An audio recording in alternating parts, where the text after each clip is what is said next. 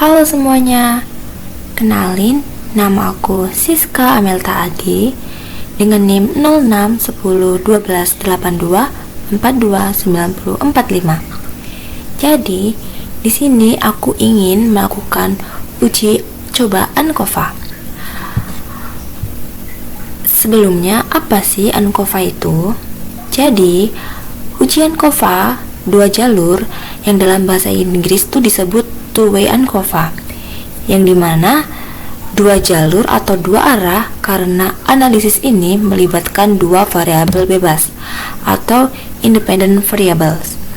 Nah, istilah ANCOVA itu singkatan dari Analysis of Covariance, sedangkan ANCOVA adalah padanan istilahnya dalam bahasa Indonesia yaitu analisis kovarian. Oleh karena itu, tidak heran apabila berbagai karya ilmiah di Indonesia seperti skripsi, tesis, disertasi, hingga artikel penelitian lebih sering menggunakan istilah ANCOVA dibandingkan ANCOVA. Maaf sebelumnya, maksudnya ANCOVA. Jadi, analisis ini digunakan untuk mengetahui ada atau tidaknya perbedaan yang signifikan antara beberapa kelompok yang tidak saling berkaitan dengan mempertimbangkan adanya kovarian. Ciri-ciri data ANCOVA atau ANCOVA itu, yang pertama memiliki 2 variabel bebas.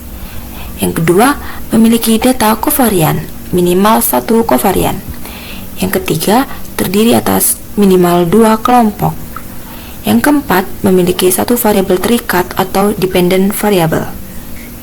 Nah, dari penjelasan tersebut dapat dilihat bahwa uji ANCOVA ini nih mirip ya dengan uji ANOVA 2 jalur. Perbedaannya itu hanya terletak pada keberadaan kovariannya. Karena kovarian merupakan karakteristik penting dalam analisis menggunakan ANCOVA. Dalam penelitian di bidang pendidikan, pemahaman mengenai ANCOVA itu sangat penting karena sering digunakan untuk mengontrol variabel perancu atau kovarian sehingga hasil penelitian menjadi lebih akurat.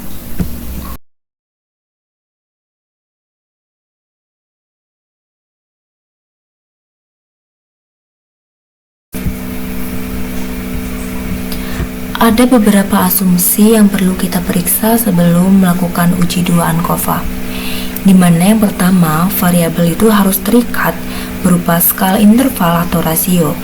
Dengan kata lain, pada SPSS, variabel terikat yang digunakan dalam analisis 2 ANCOVA harus berupa scale. Selanjutnya, variabel bebas harus berupa data kategori yang membagi subjek menjadi minimal 2 kelompok yang tidak saling berkaitan. Selain itu, asumsi independensi observasi juga harus terpenuhi. Kita juga harus mematuhi atau memastikan bahwa tidak terdapat outlier yang signifikan pada data kita. Kemudian, sisa data residual harus terdistribusi secara normal. Perlu diingat bahwa pada ANCOVA yang diuji normalitasnya adalah residual, bukan data asli seperti pada uji T berpasangan, uji T tidak berpasangan, atau uji ANCOVA atau uji ANOVA. Cara memperoleh residual akan kita pelajari ketika melakukan uji 2 ANCOVA di SPSS kali ini.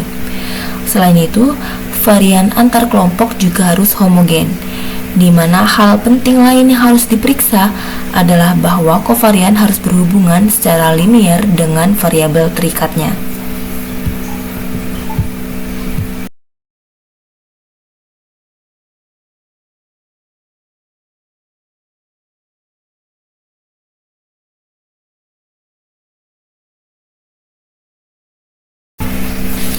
Dalam contoh ini, fokus analisis adalah untuk mengetahui pengaruh intervensi teknik pengajaran terhadap skor ujian akhir.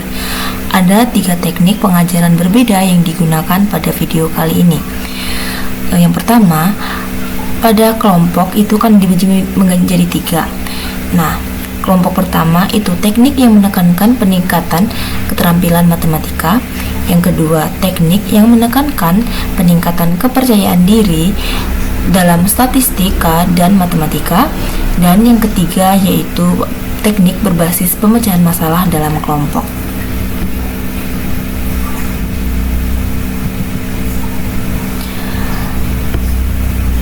Ketiga kelompok ini kemudian diukur skor ujian akhirnya pada mata kuliah statistik.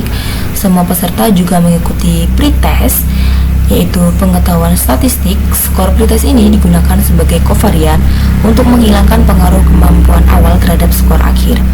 Dengan demikian, pengaruh intervensi dapat terlihat lebih jelas. Variabel independen yang lain yang diperiksa adalah jenis kelamin atau gender. Kita ingin mengetahui apakah gender mempengaruhi penguasaan statistik seseorang berdasarkan skor ujian akhir. Gender dapat dijadikan kovarian dalam analisis satu arah, tetapi pada contoh ini gender dianggap sebagai variabel independennya karena dapat memoderasi pengaruh intervensi. Artinya, gender mungkin mempengaruhi bagaimana seseorang merespon teknik pengajaran tertentu. Oleh karena itu, gender diperlakukan sebagai faktor tersendiri, bukan sebagai kovarian. Gender dibagi menjadi dua. Yang pertama itu ada pria dan yang kedua itu nilainya ada wanita. Pertanyaan penelitian yang ingin dijawab adalah apakah gender mempengaruhi efektivitas tiga teknik pengajaran terhadap nilai ujian akhir? Dan yang kedua, apakah ketiga teknik pengajaran memiliki efek signifikan terhadap nilai ujian akhir? Dan yang ketiga, apakah terdapat interaksi antara gender dan teknik pengajaran dalam mempengaruhi nilai ujian akhir? Secara keseluruhan, penelitian ini memiliki dua variabel independen kategoris, yaitu gender dan teknik pengajaran. Satu variabel dependent continue, yaitu nilai ujian akhir, dan satu kovarian continue, yaitu skor pretest. Teknik pengajaran dalam mempengaruhi nilai ujian akhir. Secara keseluruhan, penelitian ini memiliki dua variabel independen kategoris, yaitu gender dan teknik pengajaran. Satu variabel dependent continue, yaitu nilai ujian akhir, dan satu kovarian continue, yaitu skor pretest.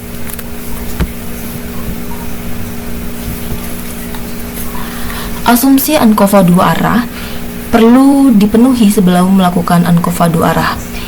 Yang pertama, variabel dependen harus berdistribusi normal.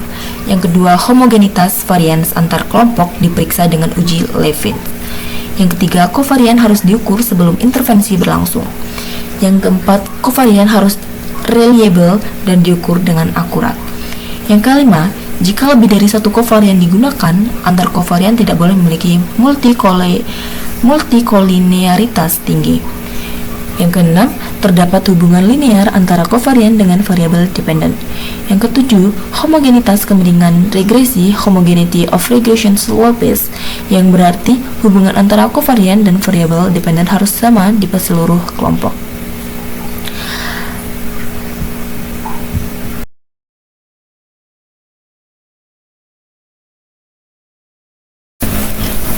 Langkah analisis ANCOVA dua arah.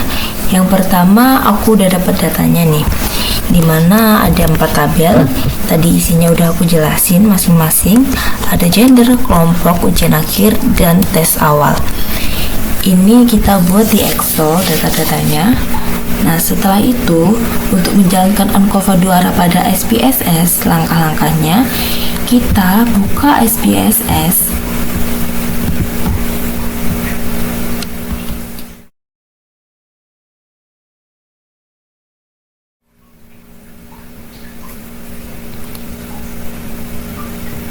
Nah, setelah kita buka SPSS, lalu kita pada variable view kita klik.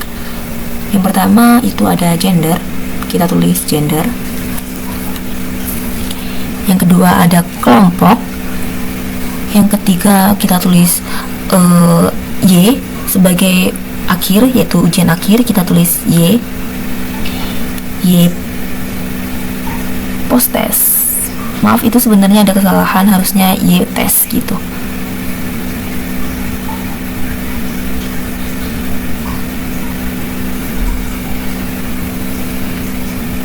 Dan ini untuk tes awalnya kita pakai X pretest.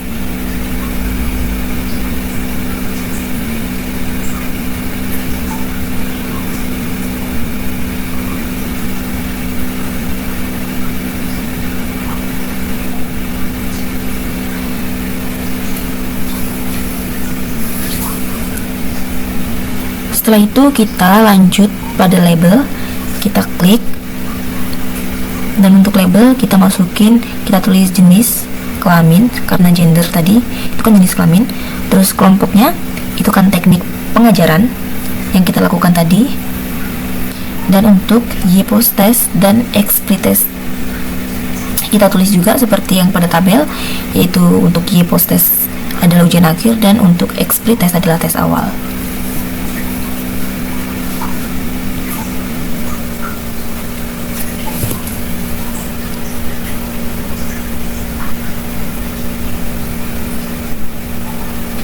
Setelah itu kita ke value, di mana value pertama yaitu atau nilai pertama. Setelah itu kita kasih label. Untuk nilai pertama gender itu adalah pria, kita tambahkan, kita klik add. Lalu yang kedua adalah wanita, kita klik add.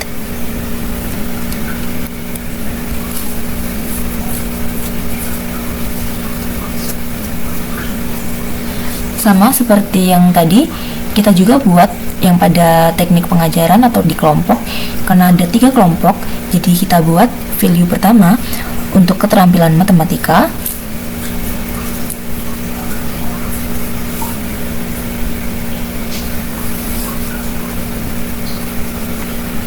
Kita add atau tambahkan. Lalu kita buat yang kedua, yaitu kepercayaan diri terhadap statistik dan matematika.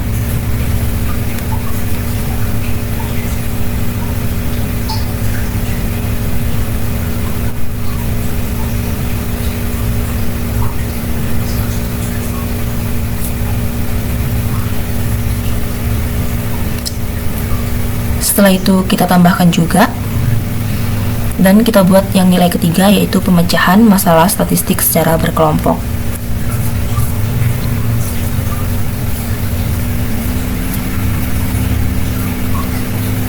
Oke, setelah kita tambahkan, kita klik OK.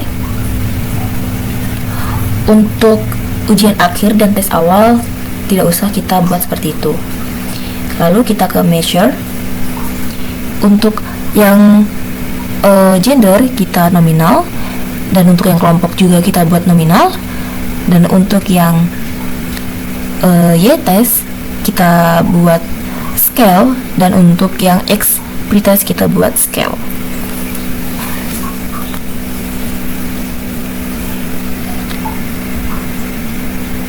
Setelah selesai semuanya pada variabel view, kita lanjut ke data view, dimana tadi yang kita buat itu akan berada di atas ini. Setelah itu, karena ini masih kosong, jadi kita ambil datanya pada Excel. Kita copy, lalu kita paste di sini di SPSS-nya. Setelah semuanya selesai, kita lanjut ke langkah analisis ANCOVA 2 arahnya.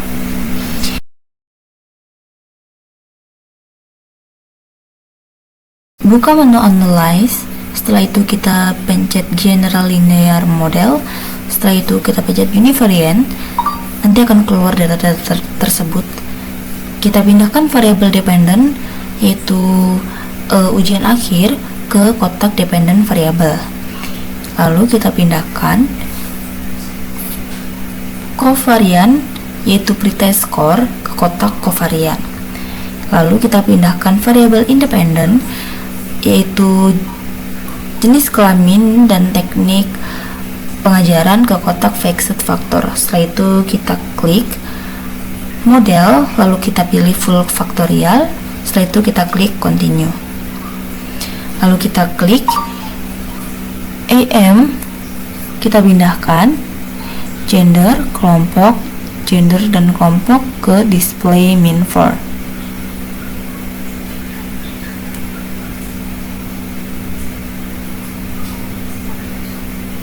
Setelah kita pindahkan, kita klik, lalu kita ubah pada convention ke Bonferroni.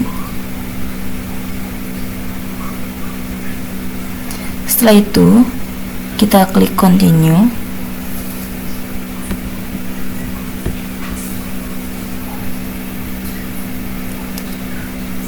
Lalu kita klik option, kemudian aktifkan descriptive statistic, effect size, observed power, dan test of homogeneity.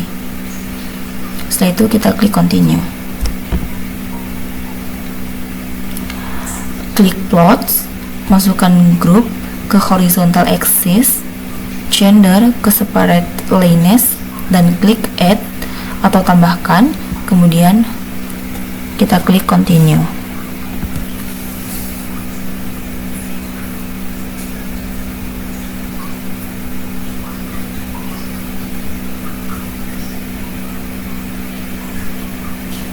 Setelah selesai semuanya, kita klik OK.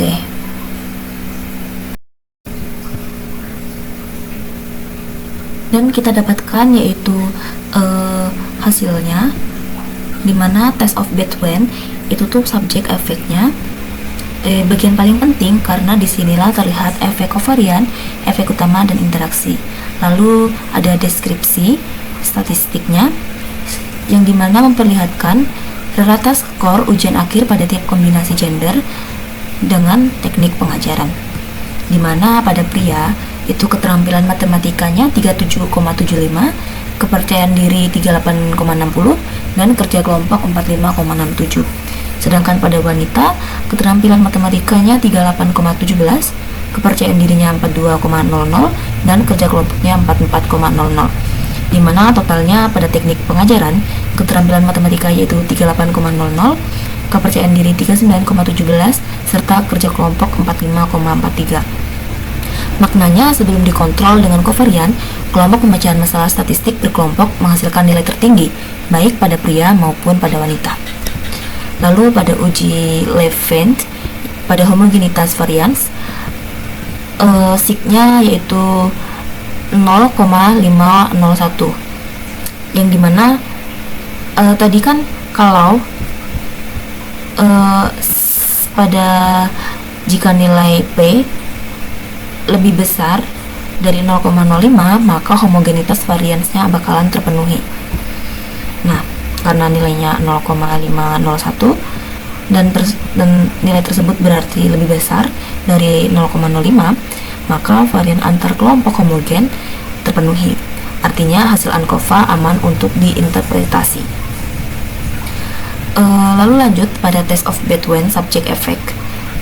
Ini bagian paling penting karena disinilah terlihat efek kovarian tadi. Lalu lanjut ke pengaruh kovarian pada X pretest, dimana F nya itu 31,969, sig-nya 0,000, lalu partial N2 nya yaitu 0,666, dimana interpretasinya skor pretest mempunyai pengaruh sangat kuat terhadap skor ujian akhir, sekitar 66%. Variasi nilai ujian akhir dijelaskan oleh pretest. Ini berarti kemampuan awal peserta sangat mempengaruhi hasil akhir. Lalu pada efek utama jenis kelamin, F-nya 0,725, sig-nya 0,407, dimana lebih besar dari 0,05, dan partialnya N2 sama dengan 0,043. Interpretasinya tidak ada perbedaan signifikan nilai ujian akhir antara pria dan wanita setelah dikontrol oleh pretest. Efeknya juga sangat kecil yaitu 4,3%. Dan ternyata gender tidak mempengaruhi hasil ujian akhir. Lalu efek utama teknik pengajaran, F yaitu nilainya 4,322, sig-nya 0,032, dan nilai kurang dari 0,05. Partialnya N2 yaitu 0,351. Interpretasinya teknik pengajaran berpengaruh signifikan terhadap nilai ujian akhir. Efeknya besar sekitar 35,1%. Artinya teknik pengajaran memang membuat perbedaan nyata pada nilai akhir siswa. Lalu pada uji lanjut post hoc Bonferroni yaitu perbandingan antar teknik, di mana keterampilan matematika versus kerja kelompok berbeda secara signifikan, yaitu P sama dengan 0,029. Lalu lanjut ke teknik lainnya yang tidak signifikan. Maknanya, kelompok pemecahan masalah statistik berkelompok secara signifikan menghasilkan skor lebih tinggi dibanding keterampilan matematika. Lalu interaksi gender dengan teknik pengajaran, F sama dengan 2,273, signya 0,135, yang dimana lebih besar dari 0,05. Partial N2-nya yaitu 0,221, dan interpretasinya interaksi tidak signifikan. Meskipun grafik menunjukkan garis berpotongan, secara statistik, gender tidak memoderasi efek teknik pengajaran.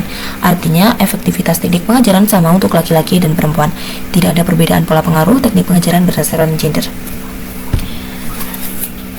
Lanjut, nilai R2 modelnya yaitu 0,816 dan adjusted R2 yaitu 0,747, yang dimana model menjelaskan 81,6% variasi skor ujian akhir, dan model ini sangat baik. Lalu ada estimate marginal means atau means yang sudah dikontrol kovarian, di mana berdasarkan gender pada pria itu 40,897 dan pada wanita yaitu 42,111. Yang terlihat wanita sedikit lebih tinggi, namun perbedaannya tidak signifikan, yaitu P 0,407. Lanjut, berdasarkan teknik pengajaran, keterampilan matematika 39,527, kepercayaan diri 40,615, dan pemecahan masalah 44,369, di mana teknik pemecahan masalah kelompok memiliki nilai tertinggi dan perbedaan dengan keterampilan matematika secara signifikan. Lalu ada interaction plot, di mana grafik ini menunjukkan garis pria dan wanita itu secara berpotongan. Namun karena P sama dengan 0,135, maka interaksinya tidak signifikan. Pola kelihatan berbeda, tetapi secara statistik tidak cukup kuat untuk disebut interaksi nyata. Kesimpulannya, kovarian pretest berpengaruh sangat kuat. Kemampuan awal yaitu menentukan hasil ujian akhir. Lalu gender itu tidak berpengaruh. Pria dan wanita memiliki skor yang tidak berbeda secara signifikan.